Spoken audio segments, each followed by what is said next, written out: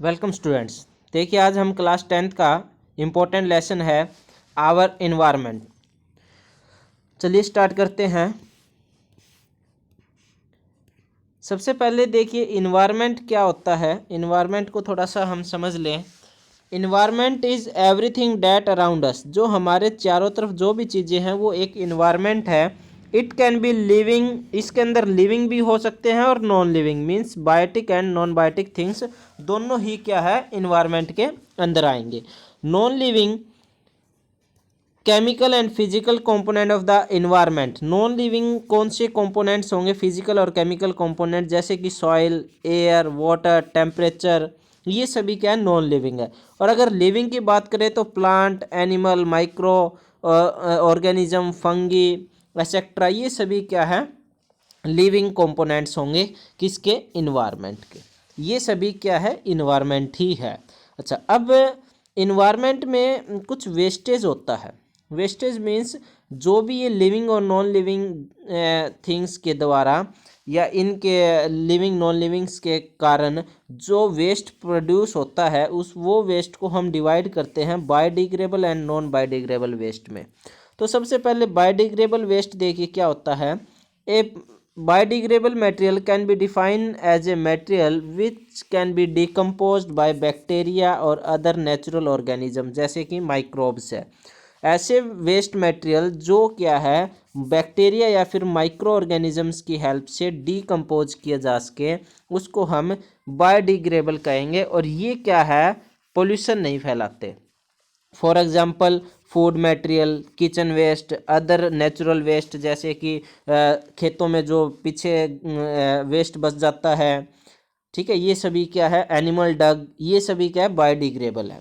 Non biodegradable, a non biodegradable material can be defined as a kind of substance which can not broken down by natural organisms, यानी कि micro organisms के through क्या है उनको decompose नहीं किया जा सकता। और ये क्या है पोल्यूशन फैलाते हैं, सोर्स ऑफ पोल्यूशन है। जैसे कि waste of radio active waste, plastic, polythene etcetera.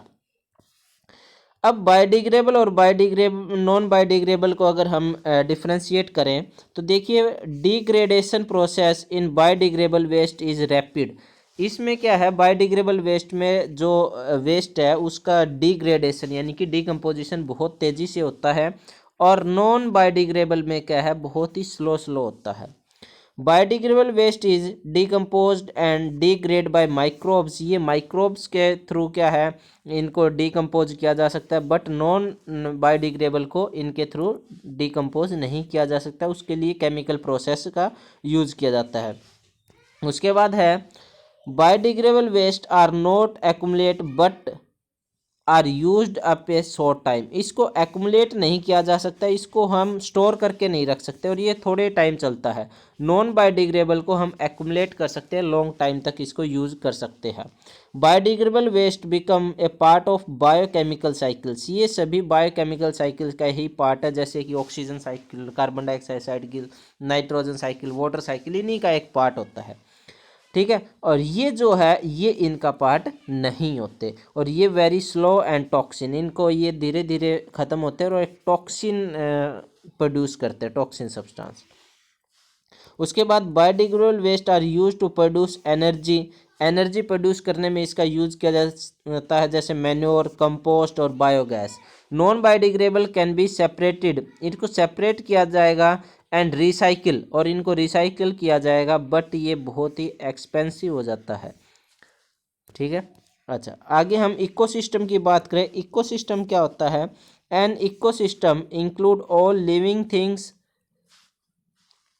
Is a given area. किसी भी एक एरिया के जितने भी लिविंग थिंग्स है इंटरेक्ट विद ईच अदर, यानी कि लिविंग और नॉन लिविंग थिंग्स जो भी हैं वो एक दूसरे के साथ इंटरेक्ट हैं, एक दूसरे के साथ जुड़ी हुई है, and also with their non living environment, और जो क्या है नॉन लिविंग इन्वायरमेंट के साथ भी इंटरेक्ट किया हुआ है, जैसे कि वेदर, अर्थ, सन, सॉइल, क्लाइमेट, एटमॉस्फेयर, इनके साथ भी ये क्या है कोई भी लिविंग ऑर्गेनिज्म जो है वो उनके साथ भी इंटरेक्शन कर रखा है, जुड़ा हुआ है, उसको हम इकोसिस्टम कहेंगे।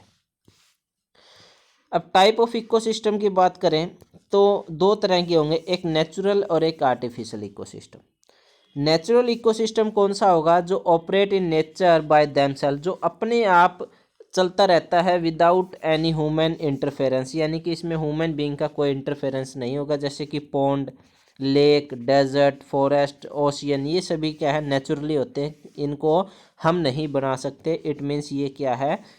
Natural ecosystem. अच्छा, उसके बाद आर्टिफिशियल इकोसिस्टम कौन से होंगे? जो मेंटेन किया जाएगा मैन के द्वारा, ह्यूमंस के द्वारा। मैन मेंटेन और disturb the natural balance by addition of energy and plan manipulation. मतलब कि ये क्या है कि मैन के द्वारा मेंटेन किया जाएगा या फिर डिस्टर्ब किया जाएगा किसको? नेचुरल जो इकोसिस्टम, उनको डिस्टर्ब किया जाएगा, उनमें कुछ फेरबदल कर किया जाएगा, जिसके बाद जो इकोसिस्टम बनता है उसको हम आर्टिफिशियल इकोसिस्टम कहते हैं। जैसे गार्डन है, क्रॉप लैंड है, एक्वेरियम है, ये सभी क्या है? आर्टिफिशियल इकोसिस्टम है। जैसे कि अगर हम बात करें फिशेस की, वो ओशियन में रहते हैं, लेकिन वैसा ही हम एनवायरनमेंट यहाँ पे एक्वेरियम में दे देते हैं, तो क्या हुआ? ये उसको मैनिपुलेट ही तो किया है, उसको थोड़ा सा उसमें एडिशन ही तो किया है, कुछ उसमें मेंटेन किया है, ताकि यहाँ पे भी सेम वैसा ही एनवायरनमेंट मिल सके।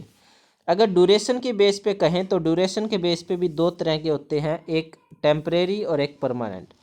Temporary ecosystem short lived ecosystem है, थोड़े टाइम के लिए होता है, और ये नेचुरल भी हो सकता है और मैन मेड भी हो सकता है। जैसे कि रेन फेड पॉन्ड, यानी कि ऐसा तालाब जिसमें बारिश के टाइम में पानी भरता हो।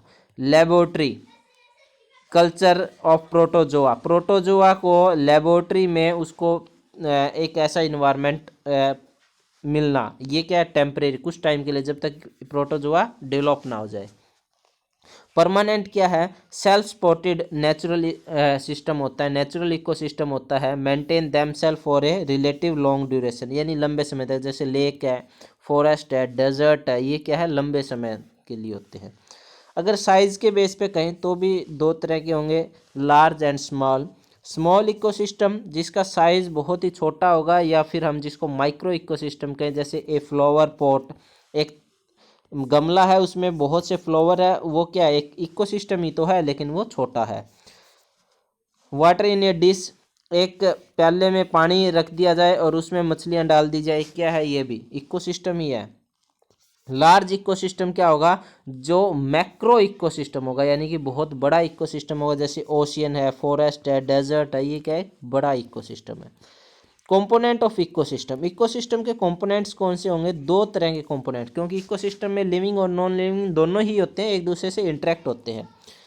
बायोटिक कंपोनेंट देखिए तो living organism of the environment like plant, animal, microbes, fungi, organism occurring in a ecosystem are classified into three main categories. ये सभी क्या है? लिविंग ऑर्गेनिज्म सभी क्या है? ये बायोटिक कंपोनेंट है इकोसिस्टम के, और इनको भी डिवाइड किया गया है थ्री टाइप्स में, प्रोड्यूसर, कंज्यूमर और डीकम्पोजर। इनको हम डिटेल में आगे पढ़ते हैं। प्रोड्यूसर क्या होता है? Producer are the organism which can prepare their own food, जो अपना खाना खुद तैयार करता है उसको हम प्रोड्यूसर कहते हैं, जैसे कि ग्रीन प्लांट्स और ब्लू ग्रीन एल्गी। कंज्यूमर क्या होगा? Those organism which consume food prepared by producer, जो प्रोड्यूसर यानी प्रोड्यूसर ने जो फूड बनाया है उसी से अपना फूड ले रहा है, उसको हम कंज्यूमर कहेंगे, कंज्यूम कर रहा है वहीं से। और कंज्यूमर भी थ्री टाइप्स के होते हैं, हर्बीवोर्स, कॉर्निवर्स और ऑमनिवर्स। हर्बीवोर्स कौन से होंगे? जो ओनली प्लांट्स को ही ईट करते हैं, प्लांट्स को ही खाते हैं, वो हर्बीवोर्स, जैसे काउ, गोट, शिप, हॉर्स, रैबिट। और कार्निवोर्स कौन से होंगे? कार्निवोर्स जो ओनली फ्लैश या फिर दूसरे एनिमल्स को ही खाते हैं, eat only other animals as a food, this is carnivores, जैसे lion, tiger, vulture, snake etcetera. अब कॉर्निवोर्स भी जो अगर हम बात करें तो टू टाइप्स के होते हैं, small carnivores and large carnivores. Small carnivores कौन से होते हैं? जो क्या है? The small carnivores which feed on herbivores, जो किसके ऊपर डिपेंड है? हर्बीवोर्स पे, या फिर हम कहें प्राइमरी कंज्यूमर पे। ठीक है, दिस इज। और ये जो स्मॉल कार्निवर्स होते हैं इसको हम सेकंड कंज्यूमर कहेंगे। प्राइमरी कौन से हैं? हर्बीवोर्स है। सेकेंडरी कौन से हैं? स्मॉल कार्निवर्स, जैसे frog, bird, lizard, fox etcetera. Large carnivores कौन से होते हैं? द लार्ज कार्निवर्स, जिसको हम टॉप कार्निवर्स भी कह देते हैं, feed upon the small carnivores, जो स्मॉल कार्निवर्स को खाते हैं या उनके ऊपर डिपेंड है, उनको टेटेरी कार्निवर्स भी कह देते हैं, टॉप कार्निवर्स भी कह देते हैं, लार्ज कार्निवर्स भी कह देते हैं। इसके example lion, tiger, birds of prey, यानी कि पक्षियों को जो शिकार करते हैं वो, ये सभी इसी में आएंगे। ओमनिवोर्स देखिए, ओमनिवोर्स कौन से होंगे? जो एनिमल और प्लांट्स दोनों को ही खाते हैं, जैसे human, dog, cat, crow etcetera. अच्छा, एक और चीज़ अभी यहाँ पे स्मॉल और क्या होता है कि सबसे पहले प्लांट है। प्लांट क्या है? प्रोड्यूसर है। प्रोड्यूसर को कौन खा रहा है?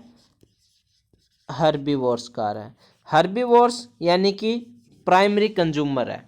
उसके बाद हर्बीवोर्स को कौन खाएगा? उसको खाएगा स्मॉल कार्निवर्स, यानी कि सेकेंडरी कंज्यूमर। उसके बाद इनको कौन? इनको खाएगा लार्ज कार्निवर्स, यानी कि टॉप कार्निवर्स या टेटरी कार्निवर्स। और इनके बाद आगे जो आएगा उसको कहते हैं हम डीकम्पोजर। अच्छा, उसके बाद अदर टाइप ऑफ प्रोड्यूसर, और भी कुछ टाइप के प्रोड्यूसर होते हैं और कंज्यूमर होते हैं, जिनको हम, जो बहुत ही एक्सट्रीमली स्मॉल होते हैं, बहुत ही छोटे होते हैं। ऐसे प्रोड्यूसर जो बहुत ही छोटे होते हैं उनको हम कहते हैं प्लैंकटॉन्स। प्लैंकटॉन्स जो है माइक्रोस्कोपिक ऑर्गेनिज्म है, बहुत ही छोटे होते हैं, freely floating on the surface of water, ये पानी के ऊपर तैरते रहते हैं, पॉन्ड में, लेक में, रिवर्स में, ओशियन में। और ये भी दो तरह के होते हैं, प्लैंकटॉन्स दो तरह के होते हैं, एक तो फाइटोप्लैंक्टॉन्स और एक जू प्लैंक्टॉन्स। फाइटोप्लैंक्टॉन्स कौन से होंगे? एक्वेटिक प्लांट होंगे। ये क्या होंगे? एक्वेटिक प्लांट होंगे जो ऊपर तैरते हैं सरफेस पे, जैसे एल्गी। और जो प्लैंक्टॉन्स कौन से होंगे? जो एक्वेटिक एनिमल्स होंगे, माइक्रोस्कोपिक एक्वेटिक एनिमल्स होंगे, बहुत छोटे छोटे जो ऊपर तैरते रहते हैं, जैसे कि प्रोटोजोआ। ये क्या है? जू प्लैंक्टॉन्स है। उसके बाद आता है डीकम्पोजर। अब डीकम्पोजर क्या होता है? जब लार्ज कार्निवर्स को अब कोई नहीं खा सकता तो वो अपने आप मर जाता है। मरने के बाद ये डीकम्पोजर क्या करते हैं? ब्रेक डाउन कर देते हैं। किसको? डेड और डिकेड ऑर्गेनिज्म को, जो मर चुका है या सड़ चुका है, उसको धीरे धीरे ब्रेक डाउन करते हैं और उसको डीकम्पोज कर देते हैं। उनको हम डीकम्पोजर कहेंगे। अब ये डीकम्पोजर क्यों ज़रूरी है? The decomposer help in decomposing the dead bodies of the plant and animal. Plant और एनिमल की डेड बॉडी को डीकम्पोज करने का काम करते हैं, जिसके कारण हम कह सकते हैं ये क्या है? क्लीनिंग एजेंट ऑफ इन्वायरमेंट है। इन्वायरमेंट को साफ करने का काम करते हैं। देखिए, अगर ये डीकम्पोज नहीं करेंगे तो वो सड़ना शुरू हो जाएंगे, जिसके कारण क्या है? पोल्यूशन होगा। उसके बाद decomposer help in recycling of material in ecosystem. Ecosystem में भी रिसाइकलिंग चलती रहती है, उसको रिसाइकलिंग करने का काम यही करते हैं। धीरे धीरे क्या होगा? वो डीकम्पोज कर देंगे। डीकम्पोज करने के बाद क्या? प्लांट्स को न्यूट्रेंट मिलेंगे, प्लांट्स फिर ग्रो करेंगे, प्लांट्स को फिर हर्बीवोर्स खाएंगे, हर्बीवोर्स को कार्निवोर्स, कार्निवोर्स फिर से डेड, डीकम्पोजर हो गया। इसी तरह ये रिसाइकलिंग चलती रहती है। That is the process of life go on and on like के अनएंडिंग चेन, जिसके कारण ये इसका कोई एंड नहीं है। ऐसे ही प्रोसेस, ऐसी साइकिल ये चलती रहती है। अब देखिए फूड चेन क्या होता है। Food chain is a linear sequence of the organism which start from the producer organism and ends with decomposer. यानी कि ये एक लीनियर सीक्वेंस है, एक सीधी लाइन है जो प्रोड्यूसर से स्टार्ट होती है और डीकम्पोजर पे ख़त्म हो जाती है। The food can be transferred from one organism to the other through a food chain. ये क्या है? एक ऑर्गेनिज्म से दूसरे ऑर्गेनिज्म में जो फूड ट्रांसफ़र हो रहा है उसी को हम फूड चेन कहते हैं। In ecosystem different food chain में हैव 2, 3 और 4 और मैक्सिमम 5 ट्रॉपिक लेवल्स। ये एक फूड चेन में मैक्सिमम 5 ट्रॉपिक लेवल्स हो सकते हैं, मैक्सिमम 5 स्टेप्स हो सकते हैं। प्रोड्यूसर, उसके बाद हर्बीवोर्स आ गया, उसके बाद स्मॉल कार्निवर्स, फिर टॉप कार्निवर्स और फिर डीकम्पोजर। देखिए मैक्सिमम क्या है? 5 ही हो सकते हैं। ऐसा भी हो सकता है प्रोड्यूसर, हर्बीवोर्स को टॉप कार्निवर्स खा जाए और डीकम्पोजर, तो देखिए 4 भी हो सकते हैं। ऐसा भी हो सकता है प्रोड्यूसर को हर्बीवोर्स को क्या आ जाए? ये हर्बीवोर्स डेड हो जाए और इसको डीकम्पोजर खा जाए या डीकम्पोज कर दे। 3 भी हो सकते हैं, ये डिपेंड करता है। 3 मैक्सिमम 5 भी हो सकते हैं। यहाँ पे एक फूड चेन दिखा रखी है। देखिए ग्रास क्या है, ग्रास को ग्रास ओपर ने यानी ये प्राइमरी कंज्यूमर है, इसको मेंढक ने खाया, फ्रॉग ने, ये क्या है सेकेंडरी कंज्यूमर, इसको स्नेक ने, ये क्या है टर्टियरी कंज्यूमर। उसके बाद फाइनल कंज्यूमर कौन सा है, हॉक, हॉक ने इसको खा लिया, उसके बाद इसको डिकम्पोजर ने डिकम्पोज कर दिया। ठीक है, उसके बाद देखिए करेक्टरिस्टिक्स क्या है इसके, एक फूड चेन हमेशा स्ट्रेट चलेगी, ठीक है, और यूनी डायरेक्शनल चलेगी, यानी कि सिर्फ एक ही डायरेक्शन में, यहाँ आपको दिखाई दे रहा होगा, ऐसा नहीं होगा हर्बीवर्स को ये खा जाए या इसको ये खा जाए, ऐसा नहीं होगा, बाय डायरेक्शनल नहीं होती ये, यूनी डायरेक्शनल होगी। मैक्सिमम 5 ट्रॉपिक लेवल होंगे, और सम ऑर्गेनिज्म आर ओमनिवर्स, और कुछ इसमें ओमनिवर्स भी हो सकते हैं जो प्लांट और एनिमल दोनों को खा सकते हैं। ठीक है, अच्छा उसके बाद फूड वेब क्या है, फूड वेब, वेब मीन्स होता है जाल, net, network, many interconnected food chain, बहुत सी फूड चेन जब एक दूसरे के साथ जुड़ जाती है तो वो फूड वेब बन जाता है, यानी कि एक तरह से जाल बन गया। ये देखिए यहाँ दिख रहा होगा एक जाल, ठीक है, उसको हम क्या कहते हैं, food web. Graphically represent of who eat हुम, यानी कि अगर हम बात करें कि ये क्या रिप्रेजेंट कर रहा है, ये रिप्रेजेंट कर रहा है हु ईट्स हुम, कौन किसको खा रहा है, किस में, इकोसिस्टम में। तो यहाँ पे आपको दिख रहा होगा, यहाँ पे ये देखिए, ये रैबिट क्या है, रैबिट दो चीज़ खा रहा है, ये भी खा सकता है, ये भी खा सकता है, ये इसको खा सकता है, ये इसको खा सकता है, ये इस तरह से मतलब एक तरह से एक जाल है, एक नेटवर्क बन गया है, इसको हम फूड वेब कहते हैं। अच्छा फूड वेब, यहाँ पे वेब आएगा, फूड वेब जो है उसके करेक्टरिस्टिक्स क्या होंगे, ये स्ट्रेट नहीं होती, आप ये यहाँ देख सकते हो कोई भी लाइन, कोई भी स्ट्रेट नहीं है, कोई भी स्ट्रेट नहीं है, ये देखिए ऐसे, ये किधर भी जा रही है, इस तरह जा रही है, इस तरह जा रही है, कोई भी स्ट्रेट नहीं है ये। ठीक है, अल्टरनेट पाथ है, उसमें क्या था फूड चेन में, सिर्फ यूनिडायरेक्शनल एक सिंगल पाथ था, इसमें अल्टरनेट पाथ है, यानी कि अगर रैबिट को ये नहीं मिला तो ये खा लेगा, अल्टरनेट भी है इनके पास। Food web helps in ecosystem develop, ये फूड वेब के इकोसिस्टम को डेवलप करने में हेल्प करती है, यानी एक दूसरे के इंटरकनेक्टिंग बनाने में भी हेल्प करती है। अब ट्रॉपिक लेवल क्या है, इससे पहले हमने ट्रॉपिक लेवल पढ़ा भाई, मैक्सिमम 5 हो सकती है, ट्रॉपिक लेवल है क्या उसको देख लेते हैं। हाँ, trophic level the very step in the food chain, food chain में जो अलग अलग स्टेप है किसके, ट्रांसफर ऑफ फूड और energy take place are called trophic level, यानी कि जो स्टेप है यहाँ से ये स्टेप टू स्टेप जो चल रहा है, ये क्या एक लेवल है जिसको हम ट्रॉपिक लेवल कहेंगे, इसको हम फीडिंग लेवल भी कहेंगे। फीडिंग लेवल मतलब खाने की एक लेवल, एक सतर।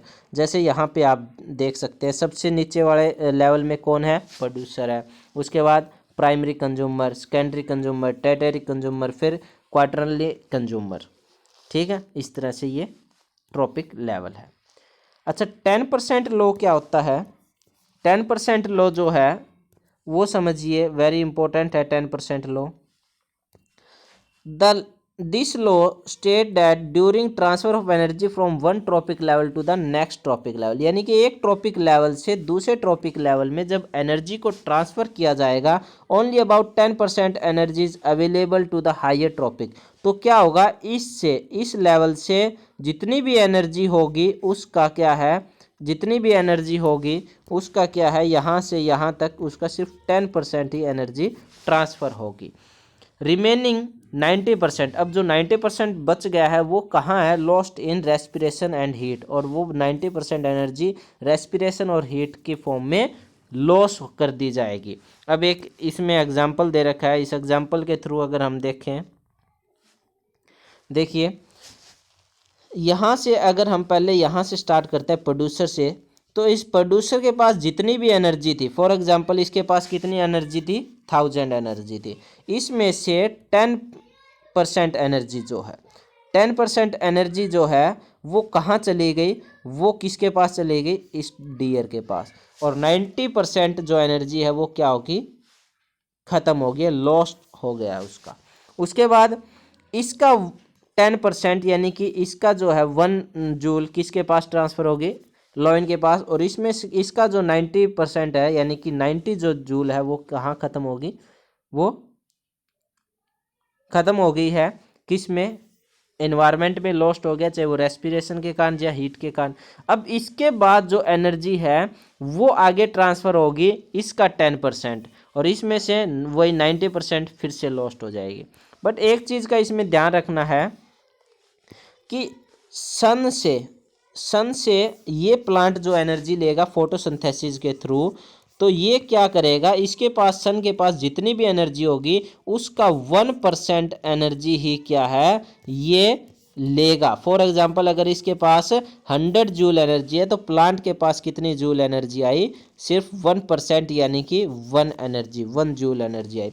इसके पास 1000 है तो इसके पास कितनी आई, इसके पास सिर्फ 10 जूल, यानी कि 1%। अब आगे जो है, अब मैं इसको एक एग्जांपल लेके चलता हूँ। फॉर एग्जांपल इसके पास 10,000 जूल एनर्जी है, किसके पास, सन के पास। अच्छा, इसको इसका 1% ही मिलता है, इट मीन्स इसके पास कितनी एनर्जी आई, 1000 जूल ही एनर्जी इसके पास आई, सॉरी 10 जूल इसके पास आई। इसके पास कितनी आई, 1% मीन्स 100 जूल इसके पास एनर्जी आई। अब इस 100 जूल को, ये इस घास को ये डियर खाएगा तो इस 100 जूल में से 10% एनर्जी किसके पास जाएगी, डियर के पास जाएगी। इसका मतलब 100 का 10% यानी कि 10 जूल इसके पास आ गए। अब इस 10 जूल यानी कि ये 10 जूल इसके पास आ गए, ठीक है। इस 10 जूल एनर्जी, अब इस डियर को जब ये लॉइन खाएगा तो क्या करेगा, इस 10 का कितना परसेंट, 10%, यानी कि 1 जूल एनर्जी तो लॉइन के पास आ जाएगी और 9 जूल एनर्जी वो लॉस्ट हो जाएगी। इसी तरह 100 में से 10 जूल तो इसके पास आ गया, 90 जूल इसकी लॉस्ट होगी, ठीक है। तो ये ऐसा होता है, ठीक है। मतलब आपको ये चीज़ ध्यान रखनी है कि जब सनलाइट से एनर्जी मिलेगी प्लांट को, प्रोड्यूसर को, तो वो 1% एनर्जी मिलेगी, उसके बाद 10% आगे डिवाइड होती रहेगी, ठीक है। यहाँ तक क्लियर हो गया होगा आई थिंक। अच्छा, उसके बाद देखिए,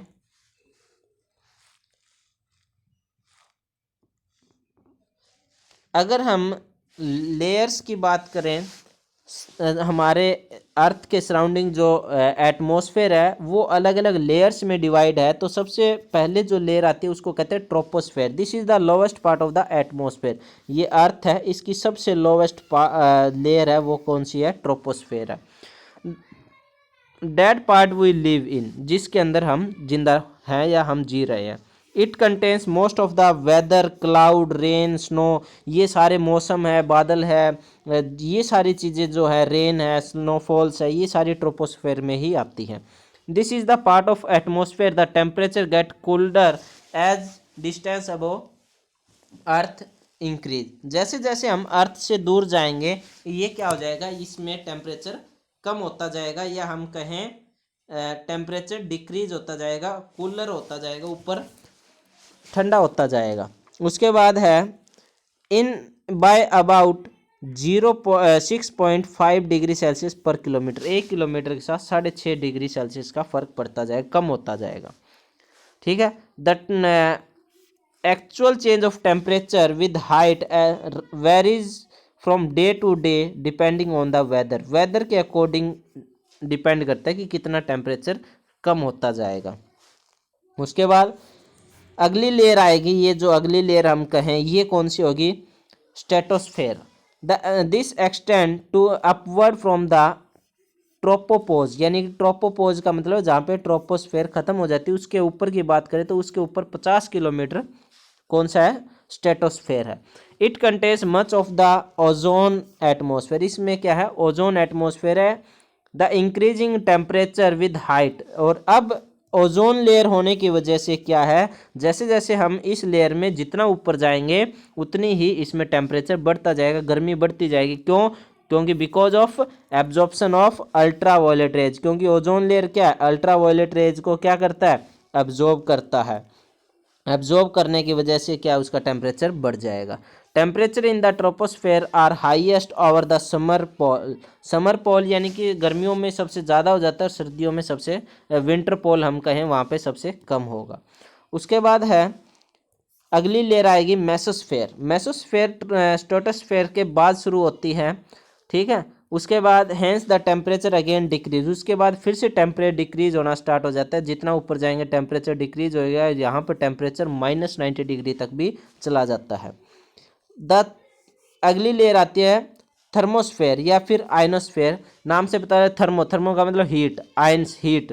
thermosphere lies above the mesopause. Mesopause यानी कि जहाँ पे ये खत्म होती है मेसोस्फेयर, उसके बाद शुरू होती है region in which temperature again increase with height. और इसलिए यहाँ पे फिर क्या टेम्परेचर और इंक्रीज होना स्टार्ट हो जाता है हाइट के according, cause by the absorption of energetic ultraviolet. यहाँ पे भी अल्ट्रावायलेट रेज को एब्जॉर्ब किया जाता है। एनर्जेटिक और एक्सरे रेडिएशन जो असन से आ रही है उसका भी एब्जॉर्प्शन होता है, जिसकी वजह से यहाँ पे टेम्परेचर ज़्यादा है। अगली लेयर आती है एक्सोस्फेयर। एक्सोस्फेयर जो कि 500 किलोमीटर ऊपर है। इट कंटेन्स मेनली ऑक्सीजन, यहाँ पे ज़्यादातर ऑक्सीजन और हाइड्रोजन ही एटम मिलेंगे। नेक्स्ट जो आगे है लेयर है उसको कहते हैं magnetosphere. The earth behave like a hug magnet. उसके बाद ये एक मैग्नेटोस्फेयर नाम से पता है एक बड़ी मैग्नेट की तरह काम करती है ये। It trap electrons negative charge and the proton positive charge concentrated them into band. ये क्या है, मतलब एक तरह से मैग्नेट का काम करती है, तो पॉजिटिव आयंस और नेगेटिव आयंस को अपनी तरफ अट्रैक्ट रखती है। और ये अप्रोक्सीमेटली 3000 से 16000 किलोमीटर ऊंची है, यहाँ हम कहें इतनी ऊपर है ये। उसके बाद है डिप्लेशन ऑफ ओजोन। ओजोन का डिप्लेशन O3, ओजोन का फॉर्मूला O3 होता है। O3 is a ozone. Ozone molecules are made up of 3 atom of oxygen. 3 atom है ऑक्सीजन के, O3 है ना, यहाँ combined together. The thinning of ozone layer is commonly called ozone layer, यानी कि इस लेयर की एक पतली परत है उसको हम ओजोन लेयर कहते हैं। Ozone is also a gas, ये भी एक गैस है, but it is a poisonous in nature. ये एक जहरीली गैस है अगर हम इसको इनहेल करते हैं। At a height between 15 to 60 kilometre there is a layer of ozone. अगर हम कहें 15 से 60 किलोमीटर के बीच की बात करें तो वहाँ ओजोन लेयर है। The ozone is very important for existence of life on the earth. Earth के ऊपर लाइफ के लिए ओजोन बहुत ज़रूरी है, because absorb most of the harmful ultraviolet radiations. जो हार्मफुल अल्ट्रावायलेट रेडिएशन उनको ये क्या कर लेती है, एब्जॉर्ब कर लेती है, ठीक है। And prevent them for reaching the earth, जिसके कारण ये अर्थ पे नहीं पहुंच सकती और अर्थ इससे बच जाता है। उसके बाद है depletion of ozone is due to the use of chemicals. ये डिप्लेशन क्यों हो रहा है, क्योंकि कुछ हम केमिकल्स, हार्मफुल केमिकल्स का यूज़ कर रहे हैं। ये पतली क्यों होती जा रही है, हार्मफुल केमिकल्स के कारण, जिसमें एक मोस्ट इम्पोर्टेंट पार्ट है वो है क्लोरोफ्लोरोकार्बन का। Chlorofluorocarbon are widely use in refrigerator, air conditions, इनमें सबसे ज़्यादा इसका यूज किया जाता है। Beside methane oxide of nitrogen also cause the destruction of ozone. Ozone का जो डिप्लेशन हो रहा है उसमें मीथेन, नाइट्रोजन ऑक्साइड और सबसे ज़्यादा क्लोरोफ्लोरोकार्बन जो रिस्पॉन्सिबल है। ओजोन होल क्या है, ओजोन होल ऐसा नहीं कि उसमें एक छेद हो गया, नहीं। Decline the thickness of the ozone layer, वहाँ पर उसकी थिकनेस जो है बहुत ही कम हो गई है, उसको हम कहते हैं ओजोन होल। अच्छा, अगर डिप्लेशन हो जाएगा तो क्या इफेक्ट होगा, इससे स्किन कैंसर हो जाएगी, क्योंकि अल्ट्रावायलेट रेज डायरेक्ट अर्थ के ऊपर आएगी।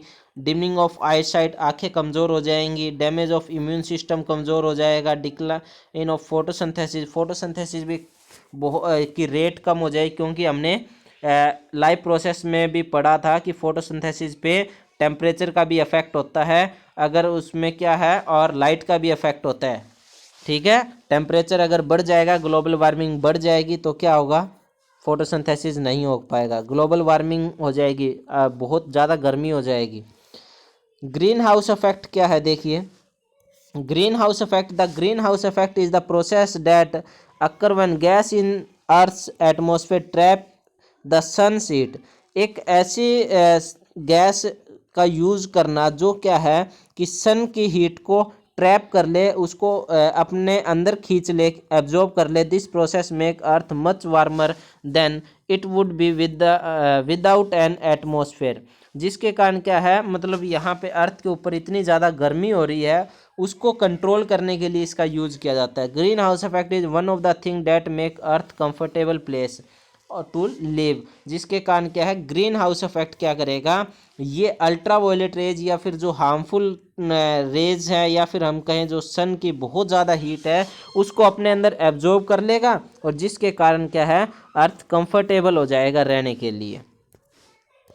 ठीक है, तो इसके लिए ग्रीन हाउस गैसेज कौन सी है, carbon dioxide, methane, chlorofluorocarbon, nitrogen, nitrogenous oxide या ऑक्साइड ऑफ नाइट्रोजन, ये सभी ग्रीन हाउस गैसेज है जो क्या करती है, हाँ, इसकी सन की हीट को एब्जॉर्ब कर लेती है और जिसके कारण गर्मी बहुत ज़्यादा हो जाती है। जहाँ पर ये ग्रीन हाउस इफेक्ट होता है वहाँ पे बहुत ज़्यादा गर्मी हो जाती है, मच वार्मर हो जाता है बहुत ज़्यादा, और वहाँ पे रहना पॉसिबल नहीं है। लेकिन और जगह पे वो क्या है, वहाँ की गर्मी को, वहाँ की हीट को ये एब्जॉर्ब कर लेता है जिसके कारण अर्थ कंफर्टेबल हो जाता है। अच्छा, उसके बाद है ग्लोबल वार्मिंग क्या है, the phenomena of rise of average atmospheric temperature due to the continue increase of concentration of green house gas. अच्छा, ये क्या है कि ग्लोबल वार्मिंग क्या है, एवरेज टेम्परेचर से इंक्रीज हो जाता है जब एटमॉस्फेरिक टेम्परेचर, किसके कारण, ये ग्रीन हाउस गैसेस के कारण, क्योंकि ये गैस ज़्यादा से ज़्यादा बढ़ेगी। जैसे फॉर एग्जांपल हम पेड़ पौधे काट रहे हैं तो कार्बन डाइऑक्साइड ज़्यादा बढ़ेगी। फॉर एग्जांपल हम रेफ्रिजरेटर एसी ज़्यादा यूज करें, क्लोरोफ्लोरोकार्बन बहुत ज़्यादा बढ़ेगी। प्लास्टिक जला रहे हैं, क्या होगा, नाइट्रोजन ऑक्साइड यूज हो प्रोड्यूस होगा, जिसके कारण ये गैस ज़्यादा हो जाएंगी इन्वायरमेंट में, तो ये क्या, हीट को एब्जॉर्ब करना शुरू कर दें सडनली, तो क्या होगा, टेम्परेचर बढ़ जाएगा। इसको हम ग्लोबल वार्मिंग कहते हैं। Human being create the environmental problem, human being ही क्रिएट करता है environmental problem. These problem are solid waste, ये कुछ जैसे कि सॉलिड वेस्ट है, their disposal and depletion of ozone layer, और ये solid waste human being produce करता है जिसके कारण एनवायरनमेंट पोल्यूशन होता है, और उसको सही तरीके से डिस्पोजल भी नहीं कर रहा है, मीन्स उसको डिकम्पोज भी सही तरीके से नहीं कर रहा है, जिसके और क्या है, डिप्लेशन ऑफ ओजोन कर रहा है, बार बार इनकी यूज कर कर क्या है, ओजोन का डिप्लेशन हो रहा है। ये सभी क्या है, ह्यूमन बीइंग एक्टिविटीज़ ही तो हैं जो इन्वायरमेंट को पोल्यूशन कर रही है।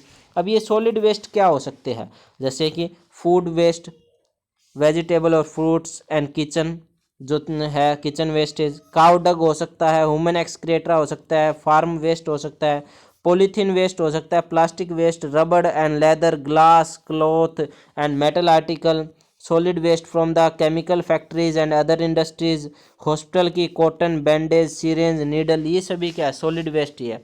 इसको डिस्पोजल कैसे किया जाए, लैंड फिलिंग, डिटेल में भी हम आगे पढ़ेंगे। लैंड फिलिंग से, recycling of wastage, preparation of compost, burning, incineration at a high temperature,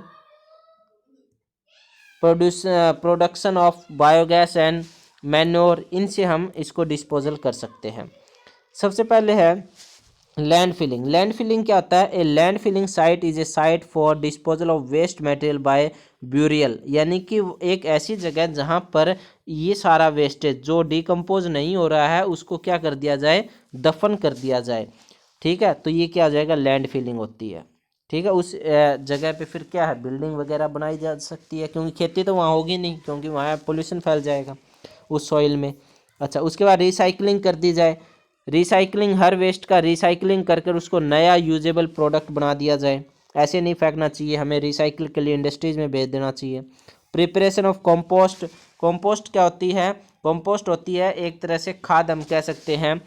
जो वेजिटेबल है, फ्रूट है, किचन वेस्टेज है, ये क्या होता है, डिकम्पोज हो जाता है ना आसानी से, इसको क्या है, कंपोस्ट में कन्वर्ट कर कर एज ए मैन्योर इसका यूज़ कर लिया जाए।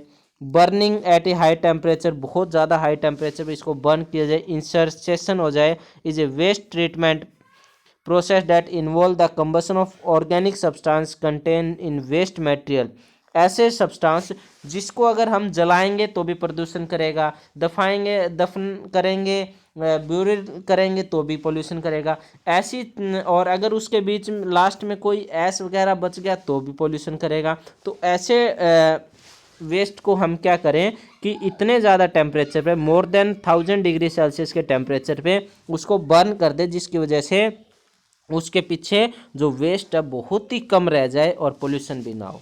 उसके बाद production of biogas and manure, biogas उससे बना दी जाए, बायोगैस बना दी जाएगी तो उसका क्या है, यूज़ कर लिया जाएगा एज ए फ्यूल। ठीक है, मैनोर बना दिया जाए, ये सभी इसके मेथड्स है। ये चैप्टर आपका कंप्लीट। Okay, thank you.